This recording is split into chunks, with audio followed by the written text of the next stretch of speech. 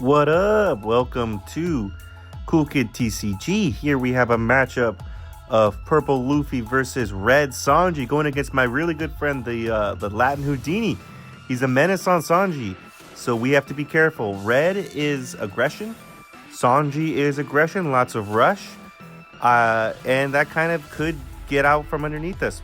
We, as Purple Luffy, like to take our own life.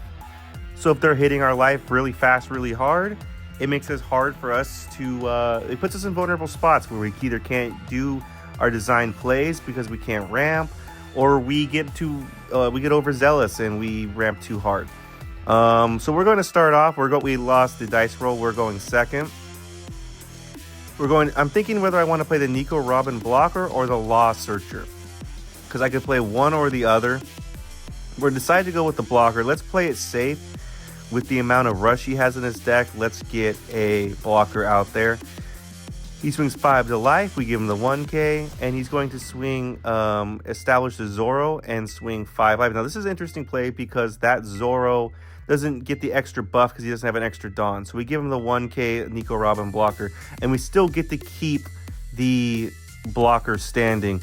We're at 4. We're going to ramp to 5, and we can play the Kid blocker. We're going to swing 5 in the Zoro. I expect to get 1 card out of hand, but he's going to give it to us. So that's a pleasant surprise. So we let that die, and we play the 5, and we establish a second blocker.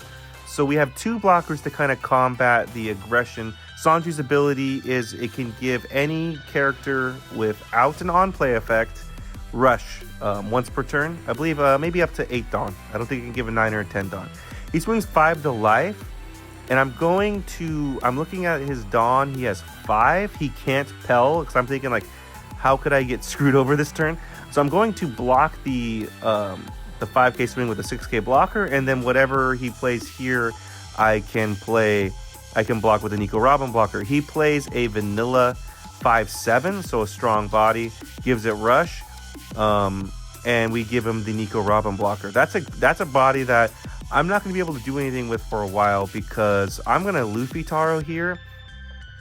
That's the idea. We're going to go with our plan, Luffy Taro into Songoro. Return a Dawn, but the effective Kid, we get that Dawn back active, and now we can swing 6 life. We're going to keep the blockers standing, but generally don't want to swing into characters unless you're swinging 2k over them, and I'm not going to be able to swing. I could put a Dawn on Luffy Taro next turn, but that 5/7 is going to stick around for a little bit. And he's going to be able to play another strong monster this turn and give it rush. At least one. So yeah, he's currently at, I believe, 7 Dawn. He swings 7 to life. We take. I'm thinking about what could be coming. He could tap 6 and play like a Wapple, for example. That was the one that was on the top of my head, was maybe establishing a Wapple, because he has 6. He can give a rush, but he gives the 1 Dawn to Sanji, so I don't think he's playing Wapple. We give him the 2k counter, and then now he's going to tap the rest of his Dawn, which is 6, to play a 6/8 vanilla Thatch. Another strong vanilla, another strong body we're going to have to take. Might not be able to do anything with. We're going to have to think about how we're going to go about this. He's got 2 strong bodies. He's going to have at least 3 swings next turn, a 4th definitely, because he can give rush. We're going to swing 6 into life just to see what card we draw. We draw into another 2k. He gives us a 2k counter. He has a decent amount of cards in hand. I'm thinking about the best way to do this. I decided to go with, let's play the big boy Luffy, return a Dawn, draw a card, and we get the Dawn back from the Kid. I probably don't play this card if I don't have the Kid blocker on field, because I want to be able to keep 1 up for Gum Gum Giant. Now I'm thinking about where I want this swing to go. I can probably make the safer one and swing into the 5/7, but I still had to swing into the 6/8. It's 2. He's going to either have to give us 2 cards out of hand, or we kill it. And ultimately, he gives it to us, so that feels good. He didn't want to give us 2 cards. We still have an 8k swing and a 5k swing. I don't want to swing into his board with my Luffy Taro because because I'm not swinging 2k over it. So I swing 5 into life, he takes, and then I swing 8 into life, he takes. So now he's at 2 life. If we can survive this turn, we might be able to push for game next turn, depending on if he leaves Dawn up or establishes a blocker. Just thinking everything through. We have to survive this turn, though. He's going to definitely hit us 3 times. He swings 7 into life. We have 1 standing for Gum Gum Giant that we don't have. So we're hoping maybe one of those last lives is it. At the very least, it's a deterrent. So he's given the 2k, 1k. Now he swings 6 into life. Here's where he says he makes a mistake. He wish he would have kept that Dawn back. But we'll see in a second. But he swings 6 into life. I'm thinking about the best way to do this. I'm going to keep my blocker up in case something weird comes down. So I give him 2 1Ks. I don't like that. I have 2 cards in hand, both bricks. We do have a blocker, so we can protect our board. If he swings like something crazy into like the Luffy Taro or even the big boy Luffy, I don't think he could play anything that big. He plays Kid Killer, swings 7 into life. And we're going to have to take. We have a Nami blocker, I believe we can play. And then now he plays the Marco blocker. So he has a blocker. We have all 10 Dawn. We have to hit him 3 times, but he has a blocker. We don't have a way to rest that blocker. We could play another 9-10 Luffy.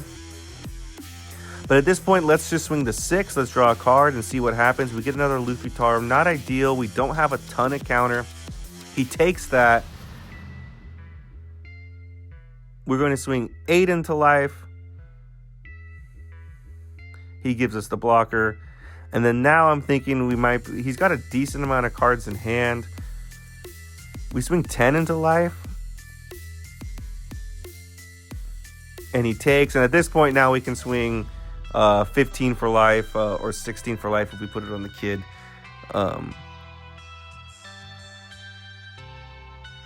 So I'm just thinking about how many cards he has in hand. I'm doing the math. If it's like all 2Ks, he can do it. But I think at the end of the day, he probably would have countered out of one of those swings first, unless he's like super trying to bait us. So I decided to swing. Let's swing 15 for life. We keep the blocker up just in case. We got it. He was pretty bricked up. He only had, I think, 2K counter total in hand. But he did have a Rad Beam in hand. And that's why he said he made a mistake putting the 1 Dawn on Sanji. I don't necessarily think it was a mistake, but sure, a Rad Beam could definitely have helped him. Maybe he survives that turn. Maybe the game's different, but I don't know. I don't fault him for that at all. But yeah, interesting game. We're able to survive the aggression. We probably lose the turn if we don't win that turn because we don't have a Gum Gum Giant, and our last life was not a Gum Gum Giant. We could have threatened one, but at the end of the day, a threat's a threat, and if he calls our bluff, we're screwed. So we were 1 turn away from losing. But that's kind of how it goes. You're walking a thin line when it comes to playing against Red and aggression, and we're able to get this one. So thanks for tuning in. Leave any comments. Make sure to subscribe, like, rate, all that stuff. Thanks for tuning in, and I'll see you next time.